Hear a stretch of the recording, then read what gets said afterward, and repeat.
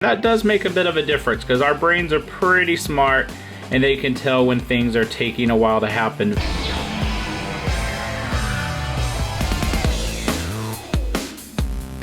Hey guys, the new iPad Pro is here, and today I'm going to do a quick review and kind of give you my thoughts about this new iPad Pro, if you should buy it or not. I also will be doing a video about some of the accessories and things that go with it, cases and that kind of thing, so check out the link in the description below so that you can find out about those and watch that very quick video that will help you to pick the right case for your iPad.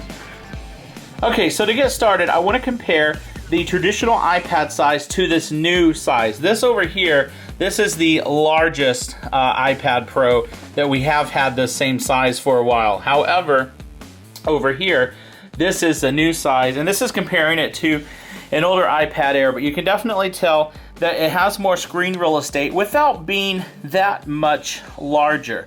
So what I'm going to do is I'm going to take this old iPad Air, stick it on top, and you can tell that the new one is bigger, but it's not that much physically bigger, yet you do get a much larger screen. They really got the bezel down to almost nothing.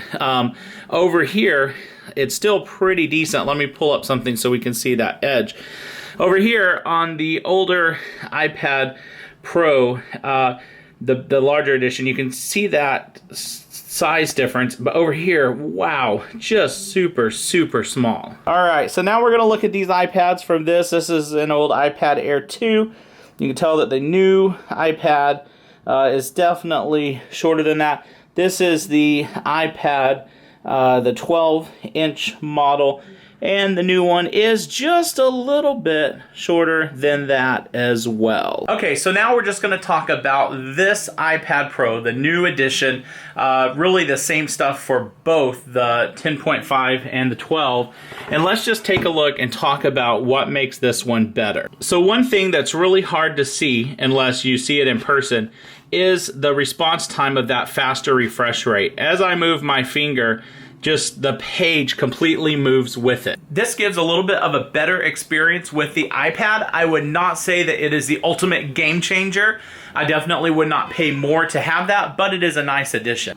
Okay, so I am by no means an artist, but I will say that the way that the pencil feels on this screen is even better than in the previous. It's still very close, but the lag time is basically nothing.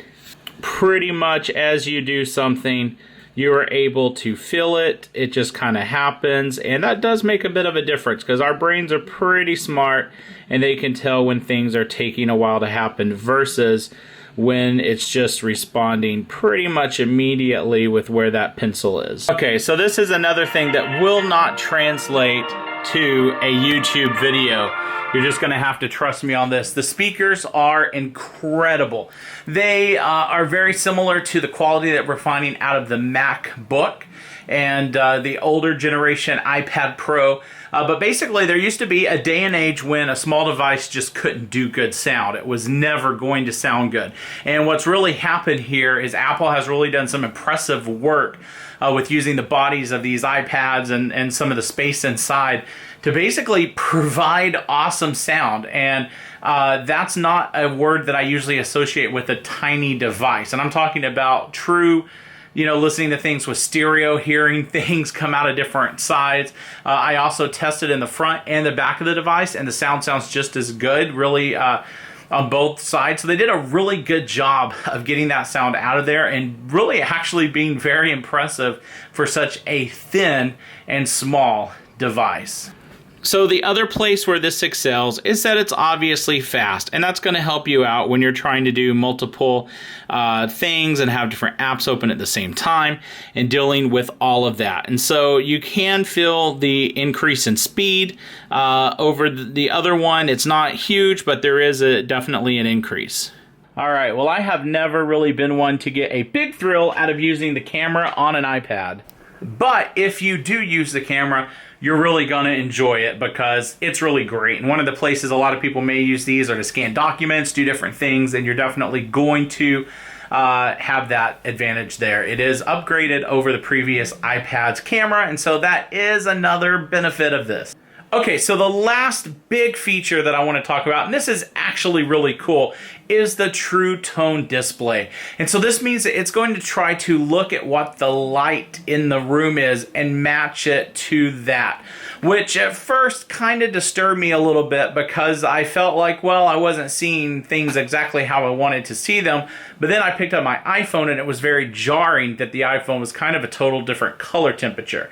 So that was actually a pretty welcome thing, and I've gotten used to it very quick. So there it is, True Tone. You can turn this on and off, and once again, this is something that is just impossible to see. But based on sort of the ambient light and what you have in the room, it's going to make a decision about what to show you in terms of color temperature. That can help you have a more pleasant experience based on what room you're in. Okay, so let's break it down. This iPad is definitely an improvement. It's nothing major, but it has made very good incremental improvements.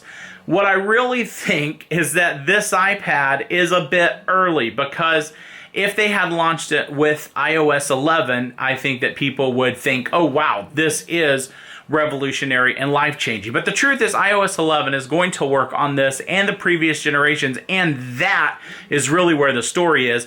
And these newer iPads are going to give you more power to power iOS 11. I think with iOS 11, we're finally getting to the place where the iPad can truly be a replacement laptop for a lot of people. Basically, we're talking about having that expanded dock. We're talking about drag and drop. Much better systems that we haven't seen on this type of computer yet. And I think that we're really getting ready to live in the future, kind of the days that were always talked about, where you could carry around a little tablet and pretty much do anything you wanted to. Now, Microsoft has done this with the Microsoft Surface, but they have stayed over in the Intel side with these processors that use a lot of energy and power. I'm very eager to see how their new Surface Pro behaves, and if they've really wrangled in Windows where it's not going to do anything crazy.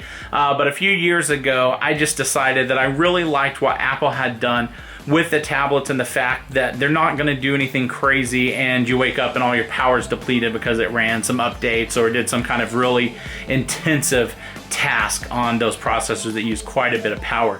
So I'm really excited about this. I think it's a great iPad. Once again, I think it is an incremental update. I think iOS 11 is really going to make it shine. But if you are looking to buy a new iPad right now, and maybe you haven't bought one for a little bit, it would be great. Go ahead and grab this one. And if you're still kind of on the fence, maybe wait until iOS 11 comes out and see how iOS 11 runs on this thing compared to the older iPads, and then you'll kind of know where to land. But hey, I'm gonna have some more videos about this, more videos about iOS 11, so make sure you subscribe to this channel because I want to have these conversations with you and keep you informed. And if you have any questions, feel free to pop them down in the comments and I will get back with you. Thanks for watching.